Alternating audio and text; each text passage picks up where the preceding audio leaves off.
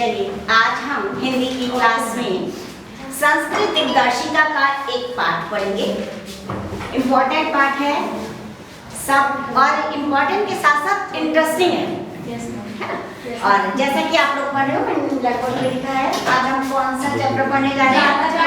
जातक कथा। निकालने सभी बच्चे अपनी अपनी किताब में। आप इधर ही इसमें दो कहानियां हैं बच्चों। इन दोनों कहानियों को हम आज पढ़ेंगे, कोशिश करेंगे हमारे टाइम में पूरी हो जाए। पहली कहानी है उलूक जातक। उलूक मतलब उल्लू। उल्लू की एक जातक कथा है। संक्षिप्त में थोड़ा सा मैं ब्रीफ में बता दूं आपको कि आपने सुना होगा कि उल्लू और कोयल में शत्रुता है। ये दोनों एक दूसरे के मित्र नहीं है। शत्रुता मतलब दुश्मन। अब क्यों इनमें दुश्मनी हुई? ऐसे कौन सा कारण था जिस कारण से ये दोनों एक दूसरे के शत्रु बन गए? वो हम आज पढ़ेंगे इस जातक। हमें पता चलेगा उल्लू और कौवा दुश्मन क्यों। निकाले। अतीते प्रथम कल्पे जना एकम अभिरूपम सौभाग्य प्राप्त। अतीत मतलब प्राचीन समय में, प्रथम कल्प युग। प्राचीन समय में प्रथम युग में जना मतलब लोगों में एकम अभिरूपम, अभिरूपम मतलब सुंदर, एक सुंदर मनुष्य को सौभाग्य प्राप्त, जो सौभाग्यशाली है उसे राजा बनाए। सर्व आकार परिपूर्ण, जो कैसा था? सभी आकार से परिपूर्ण, यानी वो पूर्ण, उसके सभी जो अंग थे वो सही थे। पुरुषम राजा पूर्वम, यानी जो कैसा था? जो सौभाग्य प्राप्तशाली था, सुंदर था और सब आकार परिपूर्ण था, ऐसे पुरुष को राजा बनाया। इन्होंने लोग ने चतुष्पदा अपनी सन्निपते एकम सिंहम राजा कुर्वम। चतुष्पदा, चतुष मतलब चार, पद मतलब पैर, चार पैर वाले कौन होते हैं? चार पैर किसके होते हैं? हाँ, पशु। किसके होते हैं? पशु। जो चतुष्पदा मतलब पशु ने, पशु ने अपनी मतलब भी सन्निपत्य, सन्निपत्य एकत्रित होकर, एक स्थान पर एकत्रित होकर एकम सिंहम, एक सिंह को, एक शेर को राजा नाम कुर्वम, राजा नियुक्त किया, राजा बनाया। और चतुष्पदा चार पैर वाले। अच्छा, हिंदी ऐसे लिखेंगे क्योंकि शब्द चतुष्पदा प्रयुक्त है, तो चतुष्पदा चार पैर वाले। पर अगर हम ये लिख देंगे तो हम ये नहीं बता पाएंगे चार पैर वाले कौन है। हम जानते हैं कि नहीं जानते हैं? चार पैर वाले कौन? पशु। तो चार पैर वाले, और ब्रैकेट में लिखेंगे पशु। जानवर नहीं लिखना, जानवर बोलते हैं पर क्योंकि हम क्या पढ़ रहे हैं? साहित्य, तो हमें साहित्यिक शब्दों का प्रयोग करना चाहिए। चार पैर वाले अर्थात पशुओं ने भी अपनी मतलब भी एकत्रित होकर एक सिंह को राजा बनाया। तथे शकुनी गणा हिमवत प्रदेशे एकस्मिन् पाषाणे सन्निपत्ते। तथे तब शकुनी गणा, शकुनी होते पक्षी, गण मतलब समूह, पक्षियों के समूह ने भी हिमवत प्रदेश, हिमालय प्रदेश में एकस्मिन् पाषाणे, एक पाषाण, पाषाण पत्थर, बड़े से पत्थर जिसे कहते हैं चट्टान, बड़े से पत्थर अर्थात चट्टान पर सन्निपत्य, मैंने अभी बताया एकत्रित होकर, सन्निपत्य शब्दों के अर्थ याद रखिए। हिंदी अपने आप बन जाती है। इसकी सबसे खास बात होती है जैसे जैसे शब्द लिखे वैसे वैसे उनका हिंदी लिखते चल जाइए, सेंटेंस खुद बन जाए। आगे पीछे नहीं करना होता इंग्लिश की तरह, बढ़िया। इसलिए संस्कृत बहुत इजी भी होती है।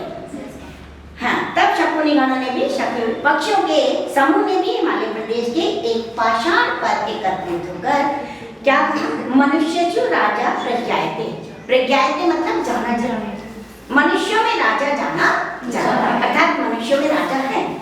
तथा चतुष्पदेशु चा, चा बीच में लाए, चा का मतलब होता है और, चा चतुष्पदेशु, और चार पैर वाले अर्थात पशुओं में भी, पशुओं में भी। अब इन्होंने राजा नहीं लिखा, अंडरस्टूड है कि पशुओं में भी राजा है।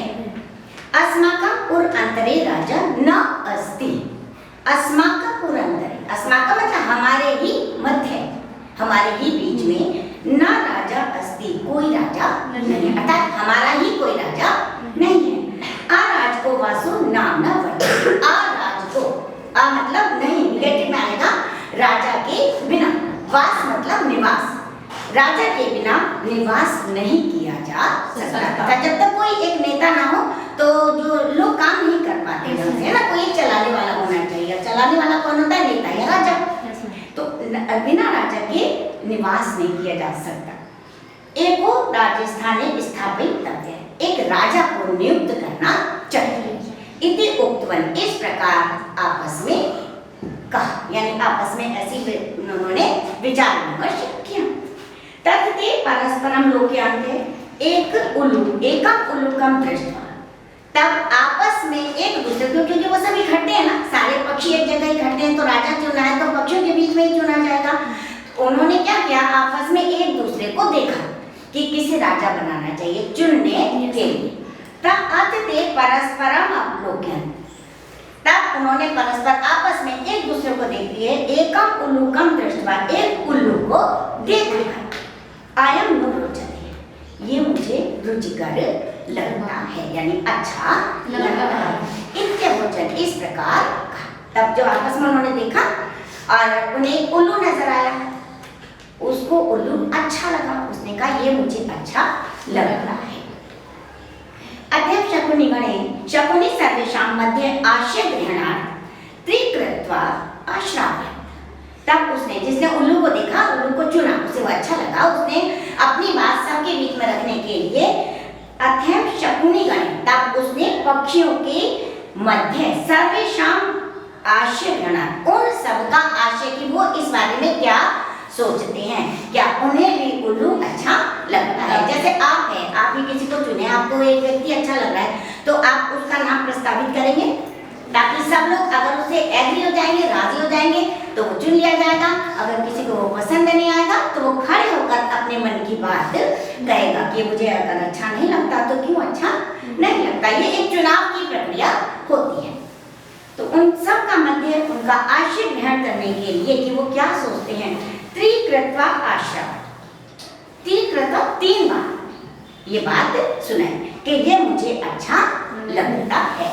चुनाव जब किसी का होता है ना, पहले ऐसे ही चुनाव हुआ करता था कि जिसको चुनते हैं उसका 3 बार नाम लिया जाता है, और 3 बार में यदि किसी ने ऑब्जेक्शन कर लिया तो फिर चुनाव आगे बढ़ता है, वो दूसरे को प्रस्ताव रखेगा, और 3 बार के बाद किसी के भी नाम को 3 बार पुकारे जाने के बाद यदि कोई ऑब्जेक्शन नहीं उठता है, विरोध नहीं होता है, तो उसे चुन लिया जाता है। इसलिए उसने उन सब पक्षियों के मन की बात जानने के लिए, आशय मतलब मन की बात जानने के लिए 3 बार ये बात कही। तब क्या हुआ, तब एक काक उठाए, काक मतलब कौवा, तब एक कौए ने उठाए मतलब उठकर, तिष्ठ तावत्, जरा ठहरो, क्या कहा, जरा ठहरो, रुक जाओ। असे एतस्मिन् राज्य अभिषेक काले एकम एवं रूपम मुखम, अस्य एतस्मिन्, इसका इस समय, क्योंकि जब उसे चुना जा रहा है, चुनने के लिए तो उसे उसका नाम पुकारा जा रहा है, जब उसका राज्याभिषेक होने वाला है, वो कह रहे हैं इसके राज्याभिषेक काले, जब इसको राजा बनाया जा रहा है, तब इसके मुख को देखो। उल्लू देखा है तुमने? Yes ma'am. कैसा लगता है? गुस्से में, हर समय गुस्से में। तो जब इसका अब आपको कोई इनाम दिया जा रहा है तो आपका मुंह गुस्से में होगा, कैसा होगा? खुश हो जाएगा, हमारे मुंह पे मुस्कुराहट आएगी। पर वो अभी भी कैसा है, जब उसका नाम पुकारा जा रहा है, उसे मालूम है कि मुझे राजा बनाने के लिए चुन रहे हैं, तभी वो कैसे बैठा है, गुस्से में बैठा है। उस बात को कौवा कह रहा है कि राज्याभिषेक काले, राजा यानी जब उसका राज्याभिषेक होने जा रहा है, उस समय में इसके मुख को देखो, क्रोधस्य च कीदृशं भविष्यति, यानी अब जब ये इतना क्रोधित है तो क्रोधस्य जब ये वास्तव में क्रोधित होगा तो कितना, हमसे कोई गलती हो जाए, राजा है, हमसे कोई गलती हो जाए तो ये हमारा क्या करेगा, तब क्या होगा। क्रोधस्य च कीदृशं भविष्यति, क्रोधित होने पर ये कैसा होगा।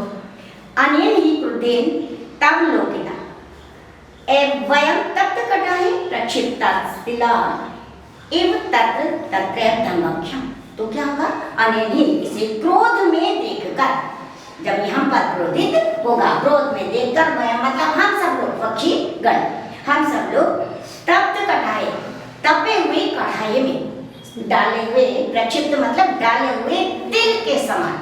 जैसे कोई कढ़ाई गरम कर दिया और उसमें आप तिल डालें, क्या होगा? एकदम तड़क के जल कर ऊपर निकल के इधर उधर गिर जाएगा। तो मेरे तपते हुए कढ़ाई में डाले हुए तिल के समान इधर उधर गिर जाएगा। ईदृशम राजा मह्यम न रोचते, इस प्रकार का राजा मुझे अच्छा नहीं लगता। इत्यादि यह कहा, और इसी बात को वो श्लोक में कह रहे हैं। न मे रोचते भद्रम वा उल्लूकस्य राज्याभिषेक। हे भद्र, मुझे उल्लू का राज्याभिषेक अच्छा नहीं लगता। अक्रोधस्य मुखम पश्य, बिना क्रोध के, अक्रोध से जब क्रोध नहीं आ रहा, बिना क्रोध के इसके मुख को देखो। कथम क्रुद्धो भविष्यति, क्रोधित होने पर कैसा होगा। सा एवं उक्त्वा, वह ऐसा कहकर, मह्यम न रोचते मह्यम न रोचते इति विरुवन आकाशे उद्पतत्। मह्यम न रोचते, मैंने ऊपर बताया था, मह्यम मतलब मुझे, न रोचते ना मतलब नहीं, रोचते मतलब रुचिकर, अच्छा नहीं लगता, मुझे अच्छा नहीं लगता, मुझे अच्छा नहीं लगता। इति विरुवन, विरुवन मतलब चिल्लाते हुए, इस प्रकार चिल्लाते हुए आकाशे उद्पतत्, आकाश में उड़ गया, क्योंकि उसे वो पसंद नहीं आया, उसने वो सभा छोड़ दी। उल्लू को भी उत्थाय एवं धाव, उल्लू भी उठ गए, उसके पीछे पीछे भागा, क्योंकि उसे गुस्सा आ गया। तो तब से इन दोनों के बीच में शत्रुता प्रारंभ हो गई। मह्यम नहा, उल्लू को भी उत्थाय एवं धाव, उल्लू भी उसके पीछे उठकर दौड़ गया। तत् आरभ्य तो अन्यनो वैनो जा, तत् आरभ्य तब से आरंभ हो गई, तो इन दोनों के बीच में क्या वैनो शत्रुता प्रारंभ हो गई। शकुने अपि स्वर्णहंसम राजानं कृत्वा अगम, शकुने जो पक्षियों के समूह था, जो बाकी बचा हुआ था, उसने भी स्वर्ण हंस को, एक स्वर्ण हंस था, सोने का हंस है ना, उसका स्वर्ण जैसा उसका कलर था, ऐसे स्वर्ण हंस को राजा बनाकर वो भी अपने अपने स्थान पर चले गए। आया समझ में? आ गई ना? ये बहुत इंपॉर्टेंट कहानी है, और ये हमारे अनुवाद इसका हमारे में आता है, क्वेश्चन आंसर हमारे में अनुवाद और क्वेश्चन आंसर ही आते हैं। अनुवाद के लिए मैंने आपको एक चीज बता दी, शब्दों के अर्थ हमें बहुत अच्छे से याद होने चाहिए। अगर शब्दों के अर्थ याद है तो हमें इंग्लिश की तरह संस्कृत में संज्ञा और वर्ग को इधर उधर नहीं रखना पड़ता। ये तो आपने देखा ना, जैसे जैसे हम पढ़ रहे थे वैसे वैसे हम अर्थ उसका निकालते जा रहे थे, और आपने देखा सेंटेंस अपने आप कंप्लीट हो गया। सबसे आसान चीज थोड़ा सा ध्यान दीजिए, और पूरे के पूरे नंबर बहुत अच्छे से आते हैं इसमें।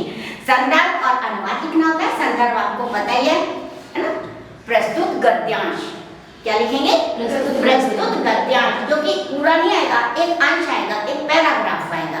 पैराग्राफ जब किसी चैप्टर में से लिया जाता है तो उस गद्य का वो अंश होता है, तो उसको हम क्या बोलते हैं? गद्यांश। प्रस्तुत गद्यांश हमारी पाठ्य पुस्तक के जातक कथा नामक पाठ से लिया गया है, हो गया, क्योंकि इसमें तो आपको लेखक भी नहीं लिखना।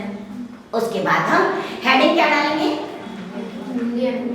क्या डालेंगे? जल्दी बोलो। क्या कराना है? वो अनुवाद। हेडिंग डालेंगे अनुवाद। भूल कर भी, क्योंकि बच्चे थोड़ा व्याख्या ज्यादा लेते हैं ना, तो भूल जाते हैं, और यहाँ भी वो कभी कभी डाल जाते हैं व्याख्या। ये बहुत बड़ी त्रुटि होती है बच्चों, क्योंकि वो व्याख्या नहीं करा रहा। व्याख्या और अनुवाद में अंतर है, तो मालूम है ना? व्याख्या का मतलब क्या होता है? जो लेखक कह रहा है उसे हम अपने शब्दों में कुछ शब्द जोड़कर समझाते हैं, है ना? कोई सेंटेंस उसने कहा, कोई बात कही, उसलिए जैसे हमारी समझ में आया वो हम जितने भी वाक्यों में कहना चाहे हम कह सकते हैं, लिख सकते हैं, डिटेल में लिख सकते हैं, बता सकते हैं, वो होती है व्याख्या। जब लिखे हुए शब्दों का ऐसे ही रूपांतर होता है, हमें ना तो कुछ घटाना है ना ही कुछ जोड़ना, तो उसको कहते हैं अनुवाद। तो जब अनुवाद करा रहा है तो हमें हेडिंग क्या डालना है? अनुवाद। वो एक त्रुटि में आता है, अगर हम अनुवाद के स्थान पर व्याख्या लिखें। हाँ, अर्थ लिख सकते हैं, और इसके लिए सबसे अच्छा तरीका, गलती नहीं होती, अगर हम क्वेश्चन को बहुत अच्छे से पढ़ें तो आप जब पढ़ोगे ना तो उसमें लिखेगा कि निम्नांकित में से किसी एक गद्यांश का अनुवाद लिखिए, संदर्भ सहित अनुवाद लिखिए या संदर्भ सहित अर्थ लिखिए। तो वो संदर्भ भी लिख रहा है, आपको दे रहा है, अर्थ भी दे रहा है या अनुवाद भी दे रहा है। जब दोनों शब्द उसने दे दिए, फिर यदि हम त्रुटि कर रहे हैं तो इसका मतलब क्या है कि हमने क्लासरूम में अच्छे से नहीं पढ़ा, अच्छे से नहीं समझा। ये छोटी छोटी बातें होती हैं जो हमारे बहुत बड़ी मिस्टेक मानी जाती है, आप कभी नहीं भूलेंगे ना। इसमें एक क्वेश्चन जो आता है ना, मैं आपको बता दूं, 2 क्वेश्चन आएंगे, एक में गद्यांश आएगा, एक में पद्य में श्लोक आते हैं, है ना। आपने सुभाषित पढ़े होंगे, आपने ऋतु वर्णन पढ़ा होगा, भोजन से उदाहरण पढ़ा होगा। इसमें जो आपका काव्य वाला पोर्शन है वो आपका पद्य में आता है, और हर एक में 2-2 आते हैं। 2 श्लोक आएंगे, 1 कराएगा, 2 गद्यांश आएंगे, 1 कराएगा। बहुत अच्छे से हमें पहले करने से भी पहले सेलेक्ट करना होता है। दोनों को अच्छे से पढ़ लीजिए, मन में उसका अर्थ निकाल लीजिए, खुद सेटिस्फाई हो जाइए कि हाँ ये अर्थ मैं बहुत अच्छे से कर सकता हूँ, ठीक है। तब हम उसे सेलेक्ट करेंगे, और हमें उसका चैप्टर का नाम भी याद आना चाहिए, ये भी होना चाहिए, क्योंकि तभी हमारा पूरा आएगा। 7 या 8 नंबर का क्वेश्चन होता है, और 5 और 2 नंबर अगर हमने अर्थ अनुवाद संदर्भ सही कर दिया तो पूरे के पूरे 2 आते हैं, 1.5 भी नहीं आते, पूरे 2 मिलते हैं। और अगर अर्थ हमने अच्छा लिख दिया तो 5 में से 4 हम प्राप्त कर सकते हैं। तो एक 7 नंबर के क्वेश्चन में अगर हमने 6 नंबर प्राप्त कर लिए, इट मीन्स हमने बहुत अच्छा किया। और उसके लिए थोड़ी सी हमें अपने दिमाग को थोड़ा सा क्लासरूम में दिमाग लेके बैठना चाहिए, शरीर नहीं, दिमाग भी, बुद्धि में लेकर बैठेंगे और मन से पढ़ेंगे तो हम बहुत अच्छे से कर सकते हैं। क्योंकि ये मेरा अपना अनुभव है, और उस अनुभव को मैं आपके साथ शेयर करूं। जो क्लासरूम की पढ़ाई होती है ना बच्चों, वो बहुत अच्छी होती है। क्लासरूम की पढ़ाई, जब हम क्लास में पढ़ रहे होते हैं, अगर हमने किसी वजह से कोई क्वेश्चन नहीं तैयार किया और उसे हमें क्लास में बड़े अच्छे से समझा था, मैंने देखा है बच्चा उस क्वेश्चन को भी करके और बहुत अच्छा कर गया। ये मेरे इतने साल का अनुभव है, मैं अपने अनुभव से आपको बता रही हूँ कि बच्चा खुद बताया उसने कि मैडम ये तो हमने तैयारी किया था, पर आपने जब पढ़ाया था वो हमें ध्यान था, आपने क्या क्या बोला था, हमने उसी को शब्दों में बांध कर लिख दिया, और बहुत अच्छा उसका होता था।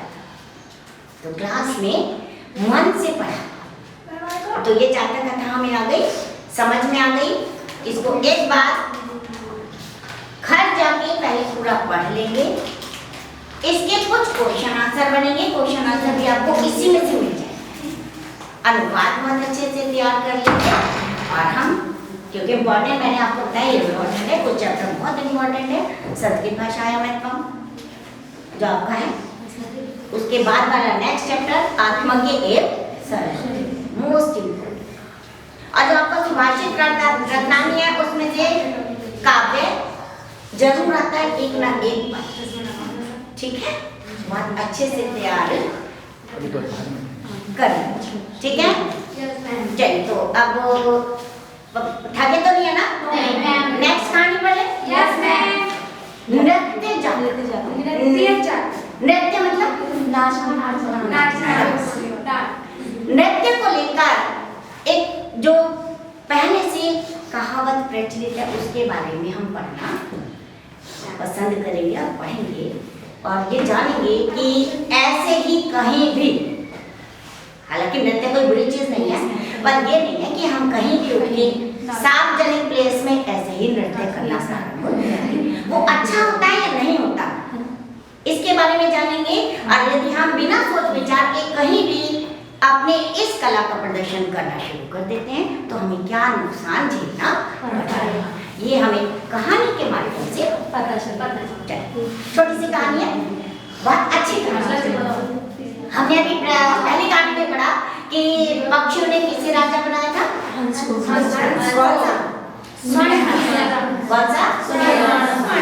चलिए वही कहानी आगे चलेंगे।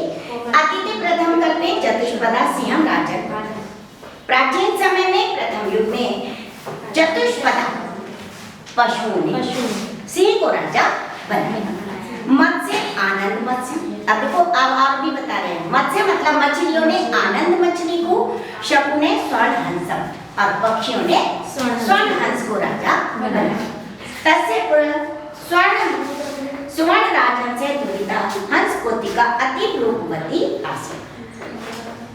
तस्य पुनः स्वर्ण राजहंस, उस स्वर्ण राजहंस की दुहिता, दुहिता है पुत्री, पुत्री हंस पोतिका, क्या नाम है उसका? हंस पोतिका अति रूपवती आसीत्, जो कैसी थी? बहुत ज्यादा सुंदर थी। सा तस्य वरदान, सा उस स्वर्ण हंस ने उसे ये वरदान दिया कि यत् सा आत्मनः चित्त रुचितम स्वामिनः वृणुयात् इति, कि वो अपने मन की रुचि के अनुसार, रुचि मतलब पसंद, अपने पसंद के अनुसार अपने स्वामी का वर्ण करें।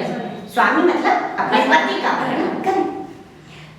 अब उसे ये वरदान उसने दे दिया। अब कैसे करेगी वो? उसके लिए भी तो उसके पिता को व्यवस्था करनी पड़ेगी। स्वर्ण हंसराज तस्य वरं दत्वा हिम्मत शकुनि सगे सन्निपते। हंसराज ने, स्वर्ण हंस ने उसे वर देकर हिमालय प्रदेश के एक बहुत विशाल पत्थर पर पक्षियों को एकत्रित किया। नाना प्रकार हंस मयूर आदि शकुनि गणा समागत्य एकस्मिन् महति पाषाण तले सन्निपतन्। नाना प्रकार, विभिन्न प्रकार के हंस, मोर आदि पक्षियों के समूह, गण मतलब समूह, पक्षियों के समूह समागत्य वहां आकर एक विशाल पाषाण पर, विशाल चट्टान पर सन्निपतन्, एकत्रित हो गए। हंसराज आत्मचित रुचितम स्वामी का आगत्य ब्रह्म। हंसराज ने क्या कहा? अपने मन की रुचि के अनुसार, आवाज नहीं आनी चाहिए, अपने मन की रुचि के अनुसार आकर, आगत्य मतलब आकर, स्वामी का वर्ण करो इति दुहितरम आदेश, ऐसा अपनी पुत्री को आदेश, वरदान दिया था ना। अब वो अपने स्वामी का वर्ण करे, इसलिए उन्होंने सारे पक्षियों को हिमालय प्रदेश के एक विशाल पत्थर पर एकत्रित कर दिया और वहां अपनी पुत्री से कहा कि आकर अपने मन की रुचि के अनुसार, यानी जो तुम्हें पसंद आए, उसमें इन पक्षियों के बीच में से अपने स्वामी का वर्ण कर लो, चुन लो। सा शकुनि संगे अवोध्यन्ति, अब आती है जो हंस पोतिका है ना, वो आती है शकुनि संगे, पक्षियों के समूह में देखते हुए मणिवर्ण ग्रीवम चित्त प्रेक्षण मयूरम दृष्टवा। मणिवर्ण ग्रीवम, बहुत सुंदर गर्दन वाले, बहुत सुंदर गर्दन वाले एक सुंदर से मोर को दृष्टवा मतलब देखकर, अयम मेरे स्वामी को बंधु, यह मेरा स्वामी हो। किसे चुना उसने? मोर को। क्यों? क्योंकि वो बहुत सुंदर था, उसकी गर्दन बहुत सुंदर थी, वो बहुत सुंदर कलरफुल था, इसलिए उसे अच्छा लगा। इत्ते भाषण, ऐसा कहा कि ये मेरा स्वामी हो, ऐसा उसने कहा। अब जब स्वामी वो मोर का उसने वर्ण कर लिया तो मोर को एकदम से घमंड हो गया। अब एक चीज और बताइए कि घमंड कितना बुरा होता है, और घमंड हमसे क्या क्या गलतियां करा देता है, कि किस स्थिति तक पहुंचा देता है, ये हम एंड में समझेंगे। अब क्या हुआ? मयूर अद्यापि तावन में वरम न पश्यति, अद्यापि अभी तो तुमने मेरी शक्ति को नहीं देखा। सुंदरता को देखकर उसने उसका चयन कर लिया। अब उसे लगा मेरी शक्ति तो अभी से पता ही नहीं है, तो अपनी शक्ति का प्रदर्शन करने के लिए वो कहता है अभी तुमने मेरी शक्ति को नहीं देखा। इति अति गर्वेण, ऐसा कहकर अत्यंत गर्व से, घमंड से, लज्जा त्यक्त्वा, लज्जा को त्याग कर, तावन मध्य, इतने सारे पक्षियों के मध्य, शकुनि संगस्य मध्य पक्षु प्रसारे नर्तितुम आरब्धवान्, पंख को फैलाकर नृत्य आरंभ कर दिया। उसकी शक्ति थी, सब पक्षियों के मध्य पंखों को फैलाकर नृत्य आरंभ कर दिया। नृत्य जा प्रतिक्षण, और नृत्य करते करते वो प्रतिक्षण नग्न हो गए। स्वर्ण हंस लज्जिता, उसे इस स्थिति में देखकर, जो स्वर्ण हंस था कौन? राजा, वो लज्जित व उन्हें शर्म आई। अन्य अस्य नैभ्री, ह्री मतलब लज्जा, इसे ना तो लज्जा है, अर्थात ना तो इसके अंदर शर्म है, और अस्ति ना बहिर्नाम समुत्थाय लज्जा, और ना बाहर पंखों को उठाने में इसे लज्जा ही आ रही है। ना अस्य गत, हाँ